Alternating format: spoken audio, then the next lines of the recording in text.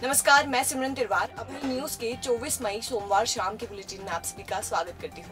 चलिए देखते हैं दिन भर की कुछ खास खबरें। इस बुलेटिन के प्रायोजक हैं आर के निवास बाय आर के डेवलपर्स। शानदार घर खरीदें अब अपने बजट में।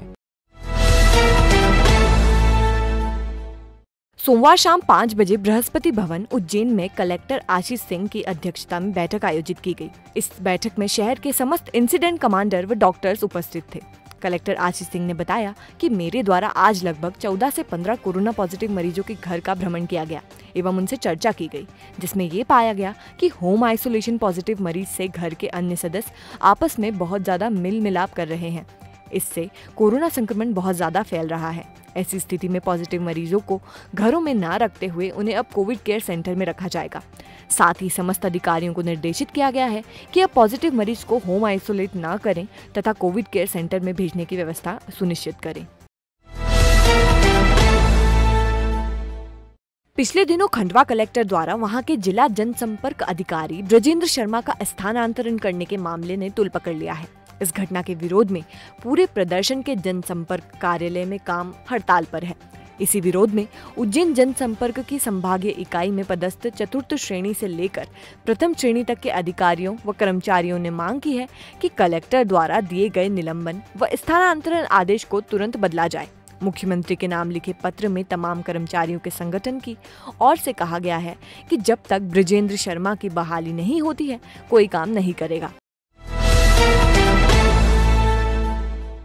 माधवनगर थाना पुलिस ने 4 साल पहले फरवरी 2017 में उज्जैन के नागजिरी निवासी अशरफ कुरैशी की संदिग्ध मौत के मामले को सुलझाते हुए 2 आरोपियों को गिरफ्तार करने में सफलता हासिल की है। 9 फरवरी 2017 को जहर खाने के मामले में अशरफ की इलाज के दौरान मौत हो गई थी। परिवारजन ने अशरफ की पत्नी और ससुराल के लोगों पर जहर देकर मारने का आरोप लगाया था। तब से ही इस संदिग्ध मामले की पड़ताल की जा रही थी। इस मामले की सच्चाई 3 साल बाद सामने आई है। 2 दिन पहले उज्जैन पुलिस ने इंदौर के खजराना क्षेत्र से तंजीम नगर से अशरफ की पत्नी कौसर बी और ससुर यूनुस को गिरफ्तार किया है। गौरतलब है कि अशरफ नागजिरी क्षेत्र में रहता था और उसकी इंदौर निवासी कौसर बी से शादी हुई थी। शादी के बाद से ही दोनों पति पत्नी में अनबन चल रही थी, जिसके चलते 9 फरवरी 2017 को कौसर पर अपने पिता और भाइयों के साथ मिलकर पति अशरफ को जहर देकर मारने का आरोप लगा था। तभी से मामले की जांच की जा रही थी।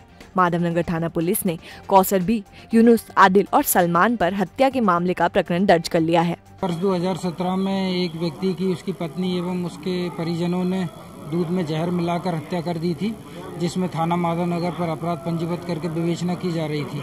इसमें दिसंबर 2020 में 2 आरोपी हैं जो सगे भाई थे, उनको गिरफ्तार कर लिया गया था एवं मृतक की पत्नी और ससुर जो फरार थे उनको कल पुलिस ने इंदौर क्राइम ब्रांच की सहायता से गिरफ्तार करने में सफलता हासिल की है, जिनको आज कोर्ट पेश किया। वो उसको परेशान करता था, मानसिक रूप से प्रताड़ित करता था। ये कहना उसकी पत्नी का कि मैं इससे तंग आ चुकी थी, इस कारण मैंने इसकी 18 से 44 आयु वर्ग के लोगों के वैक्सीनेशन की सहूलियत के लिए स्वास्थ्य मंत्रालय द्वारा बड़ा फैसला लिया गया है। मंत्रालय की ओर से कहा गया है कि 18 से 44 आयु वर्ग के लोग अब बिना अपॉइंटमेंट किसी भी सरकारी वैक्सीनेशन सेंटर पर जाकर वैक्सीन लगवा सकते हैं। हालांकि रजिस्ट्रेशन अभी भी अनिवार्य रहेगा। इसकी शुरुआत 24 मई यानी सोमवार से हो गई है। बता दें कि अभी तक सिर्फ 45 साल से अधिक उम्र के लोगों को ही बिना अपॉइंटमेंट वैक्सीन दिया जा रहा था, जबकि 18 से 44 साल के लोगों को कोविन पोर्टल पर रजिस्ट्रेशन करने के बाद ऑनलाइन स्लॉट बुक करना पड़ रहा था, जिसमें लोगों को काफी दिक्कत आ रही थी। केंद्र ने ये नोटिफिकेशन सभी राज्यों को भेजा है और उनसे ऑन साइट यानी मौके पर ही रजिस्ट्रेशन की सुविधा शुरू करने को कहा है। ये राज्यों पर है कि वे अपने यहाँ ये सुविधा शुरू करते हैं या फिर नहीं। देवास जिले के सोनकच्छ तहसील के गंजपुरा में लॉकडाउन के साथ कोरोना गाइडलाइंस की धज्जियां उड़ाते हुए विवाह समारोह का आयोजन करना दूल्हे के परिवार वालों को महंगा पड़ गया। बाराती बनकर पुलिस पहुंच गई। पुलिस को देखकर जश्न में मशगूल होकर डांस कर रहे लोगों के होश उड़ गए। पुलिस ने पिता और पुत्र पर प्रकरण दर्ज करने के साथ डीजे भी जब्त कर लिया है। इस आयोजन में लड़कियों का डांस भी हो रहा था, जिसका लुत्फ उठाने के लिए बड़ी संख्या में लोगों का जमावड़ा भी लगा था। सभी डीजे की धुन पर नाच रही लड़कियों का आनंद ले रहे थे कि किसी ने इस आयोजन की सूचना पुलिस को दे दी। फिर क्या था, पुलिस बाराती बनकर पहुंच गई और मौके पर देखा तो बड़ी संख्या में लोग मौजूद थे। लोग लड़कियों के डांस का आनंद लेने में मास्क और सोशल डिस्टेंसिंग को भी भूल गए थे। पुलिस को देखकर मौके से सभी लोग भाग गए। सोनकच्छ थाना पुलिस ने कोरोना कर्फ्यू का उल्लंघन करने पर नारायण पिता आत्माराम और बेटे उमेश पर धारा 188 तहत प्रकरण दर्ज कर डीजे जब्त कर लिया है। यह विवाह कार्यक्रम चल रहा था जिसमें डीजे बजाकर नृत्य का कार्यक्रम हो रहा था, जिसमें करीब 100 से 125 लोग मौके पर मौजूद थे।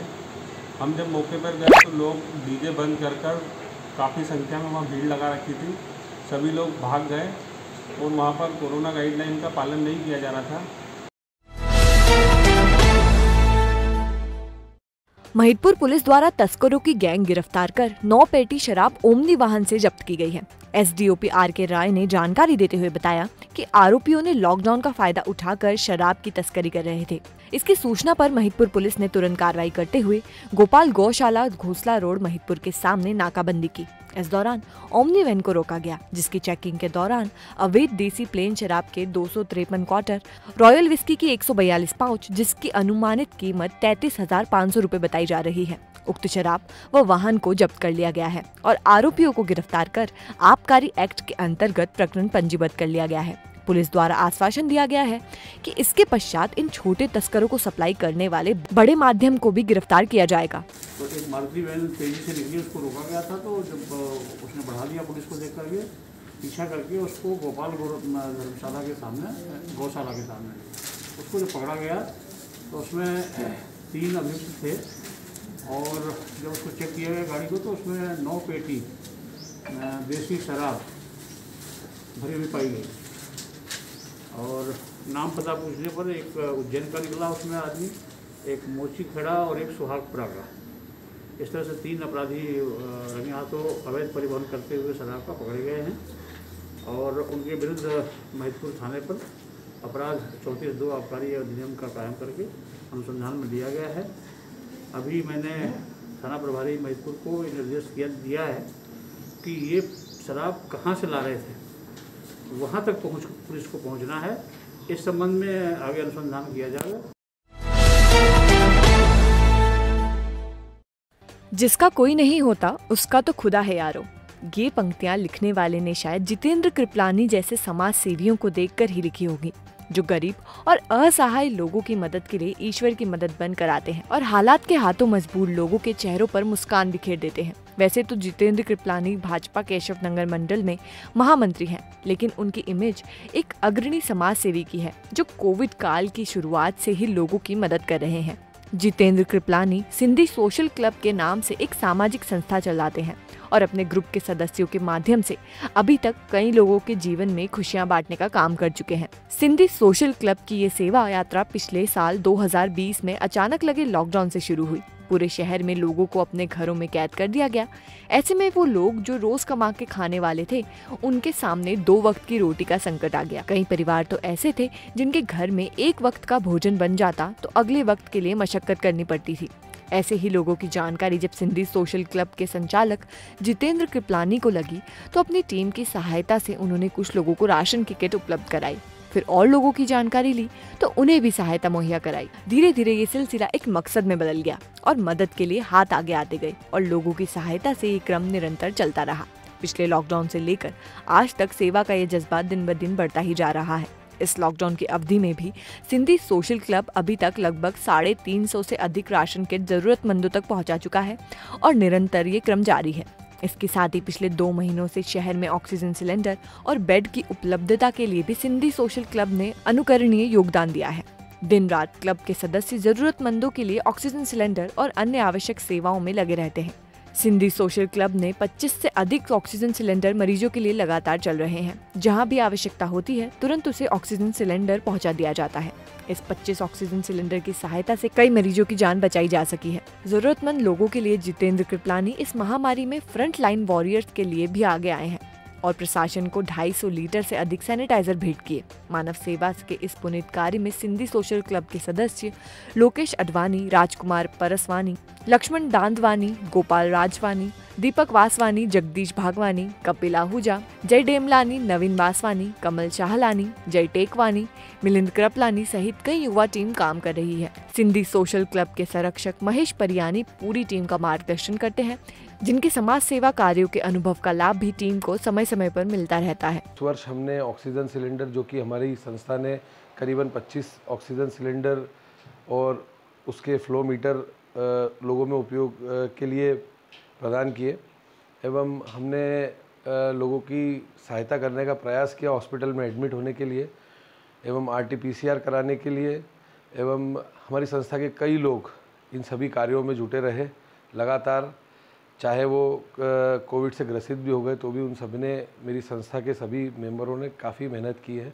और राशन की किट भी हमने इस वर्ष बांटी है। पिछले वर्ष भी हमने कई परिवारों को पूरे लॉकडाउन में राशन की किट बांटी थी।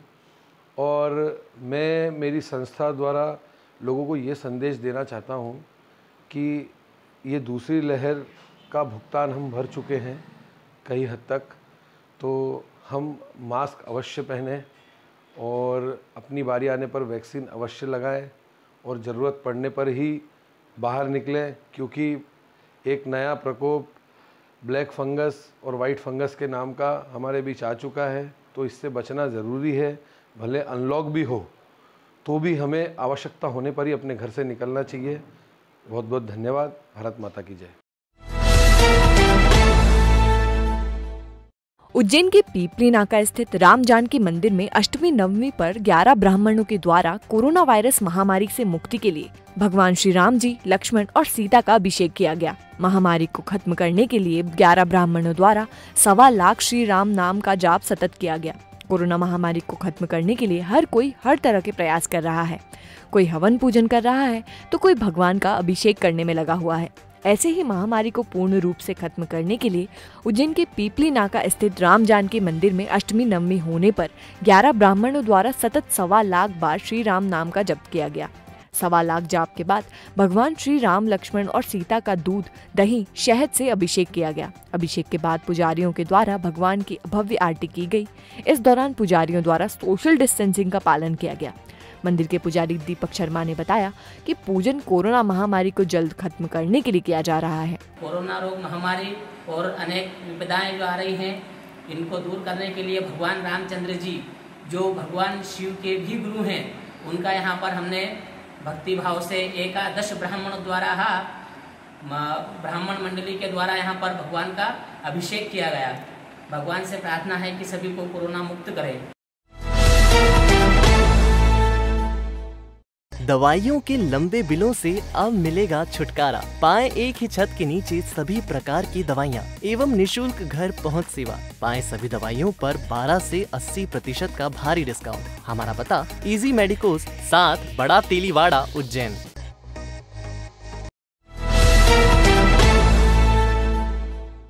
भाजपा मंडल घटिया के अध्यक्ष विश्राम सिंह कराड़ा द्वारा जिला अध्यक्ष बहादुर सिंह बोरमुंडला के नेतृत्व में थाना घटिया पर थाना प्रभारी विक्रम सिंह चौहान को पूर्व मुख्यमंत्री कमलनाथ द्वारा दिए गए इंडिया कोविड वाले बयान को लेकर उनके खिलाफ प्रकरण दर्ज करने हेतु आवेदन दिया गया।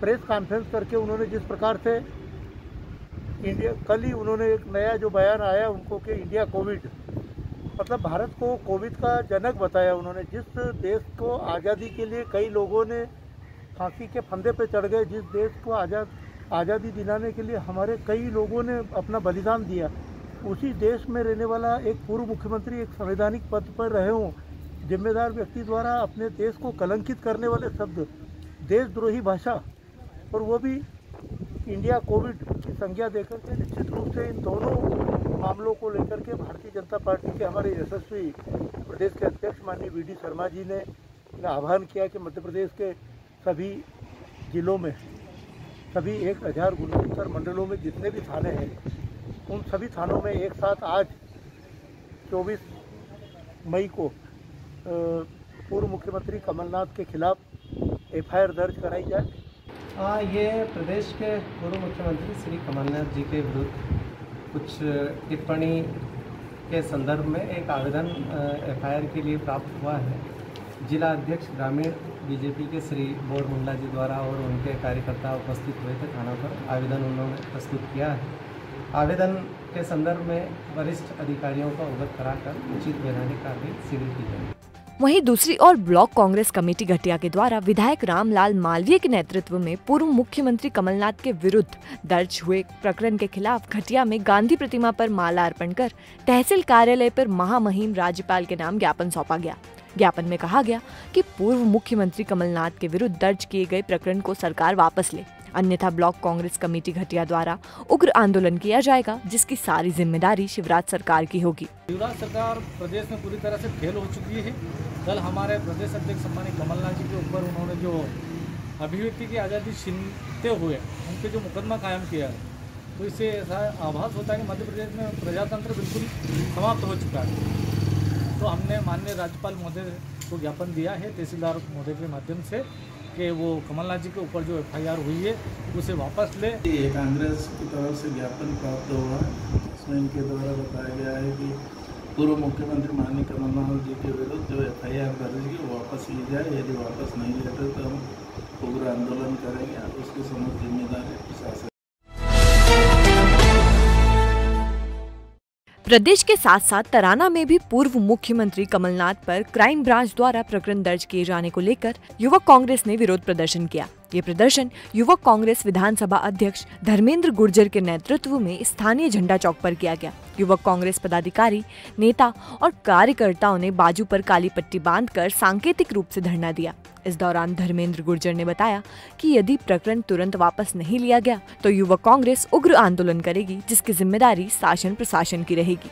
इस प्रदेश के मुख्यमंत्री शिवराज सिंह चौहान ने हमारे नेता कमलनाथ जी के ऊपर जो झूठा प्रकरण दर्ज करवाया है, उसके विरोध में आज हमारे लोकप्रिय विधायक महेश परमार जी के निर्देश पर हम यूथ कांग्रेस के बैनर तले नेताओं, हमारे वरिष्ठ नेताओं के मार्गदर्शन में धरने पर बैठे हैं। जनता के लिए लड़ने वाले लोग हैं, उनको दबा देगी तो ये बहुत गलत है। हम आज इस तराना विधानसभा के सभी क्षेत्र के हम सभी कार्यकर्तागण, हमारे नेता आदरणीय महेश परमार जी के नेतृत्व में यहाँ पर हम सब लोग उनके निर्देश पर बैठे हैं। कोरोना महामारी में सार्थक भूमिका निभाता अमलतास हॉस्पिटल। यहाँ है 550 बिस्तरों वाला सर्व सुविधा युक्त कोविड वार्ड, जिसमें 100 बेड का ICU और 450 बेड ऑक्सीजन सुविधा से लैस है। अमलतास इंस्टीट्यूट ऑफ मेडिकल साइंस के संस्थापक सुरेश सिंह भदौरिया व चेयरमैन मयंक राज सिंह भदौरिया के मार्गदर्शन में हॉस्पिटल की ट्रेंड स्टाफ और अनुभवी चिकित्सकों की टीम हर पल मरीजों की सेवा के लिए तैयार रहती है। ये पहला ऐसा हॉस्पिटल है जहाँ का एक भी स्टाफ संक्रमित नहीं हुआ। एकमात्र अस्पताल जो उज्जैन, आगर, देवास और शाजापुर के 1600 से ज्यादा कोरोना मरीजों का उपचार कर उन्हें सकुशल घर भेज चुका है। हर वक्त है आपके साथ अमलतास हॉस्पिटल। हमारा पता है बांगरगांव, देवास उज्जैन हाईवे 7272426514 और 7024107416। कोरोना महामारी के दौरान हुई मौतों को छुपाने एवं लोगों को भ्रमित करने के लिए मुख्यमंत्री शिवराज सिंह पर गैर इरादतन हत्या का मुकदमा दर्ज करने की मांग को लेकर शहर जिला कांग्रेस अध्यक्ष मनोज राजानी के नेतृत्व में SP शिवदयाल सिंह के नाम एक पत्र कोतवाली TI उमराव सिंह को सौंपा गया। पत्र में कहा गया कि पिछले वर्ष कोरोना की प्रथम लहर के दौरान हजारों लोगों को अपनी जान गंवानी पड़ी, परिवार उजड़ गए, कई बच्चे अनाथ हो गए। बावजूद इसके प्रदेश के मुख्यमंत्री शिवराज सिंह चौहान ने कोई सबक नहीं लिया। मुख्यमंत्री ने दूसरी लहर के मद्देनजर कोई तैयारी नहीं की और आज प्रदेश में मौतों का इतना भयानक मंजर है जो किसी से नहीं छुपा है। सरकार द्वारा कोरोना से मरने वाले हजारों लोगों की मौत का आंकड़ा भी छुपाया गया है। बताया गया कि देवास जिले में सिर्फ 44 मौत हुई है, जबकि इससे अधिक मौत तो सिर्फ 2 गाँव में ही हुई है। सत्यता ये होना चाहिए कि हम अपनी जनता को, जिन्हें अपना हम भगवान समझते हैं, उन्हें सच बताएं। और जो मुआवजे की राशि उन्होंने 1 लाख रुपए देने की घोषणा की है, बहुत न्यूनतम है। माननीय कमलनाथ जी ने कहा है कि 5 लाख की राशि कम से कम दी जाना चाहिए मृतक के परिवार को। हम देवास जिले का उदाहरण ले लें तो आज दिनांक तक मात्र 44 मौतें बताई जा रही है। मैं आपसे पूछना चाहता हूं, पत्रकार साथियों से पूछना चाहता हूं कि क्या आप लोग जो बता रहे हैं, जो छाप रहे हैं, दिखा रहे हैं, वो सब झूठ है? ये प्रेस के ऊपर कलंक है। हेडलाइन छप रही है। एक शमशान कब्रिस्तान में चल के आप देख लीजिए, आप खुद गवाह हैं इस बात के कि सैकड़ों की संख्या में जगह नहीं मिली शमशानों में, कब्रिस्तानों में लाइन लग गई। 8-8 घंटे की वेटिंग रही और मात्र 44 मौत देवास जिले में बताई जा रही है। क्या कहेंगे इसको? ऐसा फरेब शायद आज तक किसी मुख्यमंत्री ने अपने प्रदेश की जनता के साथ नहीं किया है। अमलतास हॉस्पिटल प्रबंधक विजय जाट ने कहा कि कोरोना महामारी की दूसरी लहर की वजह से देश में पहले से ही चिंता का माहौल है और अभी डॉक्टर्स कोरोना से लड़ ही रहे थे कि कोविड से ठीक होने वाले मरीजों को ब्लैक फंगस यानी कि काली फफूंद नामक बीमारी का संक्रमण होने लगा। उन्होंने बताया कि अमलतास के नेत्र रोग विभाग के डॉक्टर दीपशिखा सोलंकी व डॉक्टर अंजू सिंह द्वारा ब्लैक फंगस की जानकारी देते हुए कहा गया है कि US centre for disease control and prevention के अनुसार ब्लैक फंगस एक दुर्लभ और गंभीर फंगल इन्फेक्शन है। ये मोल्ड पूरे वातावरण में रहते हैं तथा हवा के द्वारा इसका बीजाणु नाक व मुंह के रास्ते से साइनस, आंख व मस्तिष्क में पहुंचता है। साथ ही ये फेफड़ों में भी संक्रमण करता है। अगर ठीक समय पर इसका इलाज ना किया जाए तो ये जानलेवा हो सकता है। इस फंगस से सबसे ज्यादा खतरा कमजोर रोग प्रतिरोधक क्षमता वाले मरीजों को हो सकता है। ब्लैक फंगस के मुख्य लक्षण जैसे आंख में दर्द, सर दर्द, नाक का बंद होना या भारीपन लगना, नाक या आंख में कोई काला पदार्थ आना, दांतों का ढीलापन, आंखों में सूजन, लाली आना, रोशनी का कम हो जाना, आंख की पलक गिर जाना, आंख का ना घूमना इत्यादि है। ऐसी किसी भी तरह की समस्या हो तो तुरंत डॉक्टर से सलाह लेना चाहिए ताकि सही समय पर रोग का पता लगाकर उसका इलाज किया जा सके। बहुत ही यहाँ वहाँ पाया जाने वाला फंगस है, फफूंद है जिसको कॉमन भाषा में कहते हैं। और ये फफूंद जो है यहाँ वहाँ हो सकता है और अपनी इम्यूनिटी अगर लो है, पेशेंट की इम्यूनिटी किसी वजह से कम हो गई है तो उसे ये फफूंद नाक या मुंह के द्वारा अंदर प्रवेश कर सकता है और ये बहुत जल्दी फैलता है। इसलिए यदि आपको आंखों में प्रेशर फील हो रहा है, दो दिखाई दे रहे हैं, चेहरे में दर्द है, दांतों में सुन्नपन है या दांतों में ढीलापन और दर्द लग रहा है तो तुरंत से तुरंत डॉक्टर से जाकर मिलें। जितना अर्ली, जितना जल्दी हम इस चीज को पहचान लेंगे, डायग्नोस कर लेंगे, उतनी जल्दी हम इसकी रोकथाम कर सकते हैं। अन्यथा ये अपने विकराल रूप में आ जाता है और फिर हमको उस अंग को काट कर अलग करना पड़ सकता है।